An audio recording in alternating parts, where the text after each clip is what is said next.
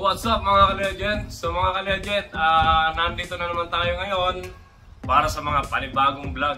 Ipagpaumanhin nyo mga ka-legends dahil ngayon lang uli kami nakapag-upload ng aming mga videos. So na-busy kami sa trabaho. So nagkaroon tayo ng mga project na kailangan tapusin. Hindi kami nakapag-upload ng mga video tutorial. So ngayon nagkaroon kami ng time para mag-upload uli.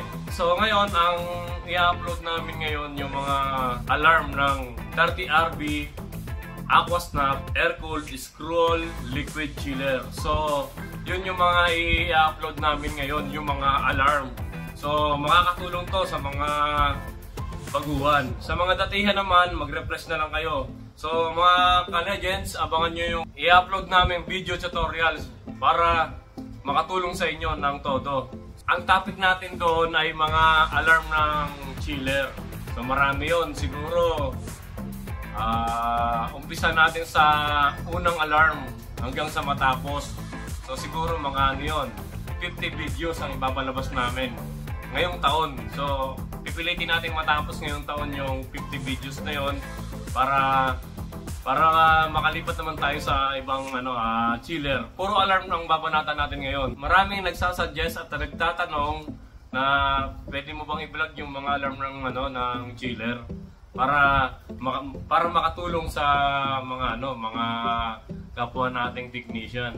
So ngayon nagkaroon kami ng time para i-upload natin yung mga ganong video. So mga ka-legend, shoutout nga pala sa mga walang sawang nanonood ng aming mga video. Salamat sa inyo. Kahit 3,400 plus yung subscribers namin, marami namang nanonood. So maraming views, iba't ibang lahi. So shoutout sa mga taga Guam, sa New Zealand, sa Qatar. So maraming dyan. At saka yung mga kaibigan nating mga Indiano dyan, malulupit. So kahit pa paano marunong sila mag-Tagalog, nagtatanong. So ayun mga ka-legend. So mga ka-legend, kung bago ko pa lang sa channel na to, huwag kalimutang mag-subscribe, like and share, at pakihit na rin ang notification bell para updated ka sa aming mga susunod na video. So mga ka-legend, hanggang sa muli, bye-bye!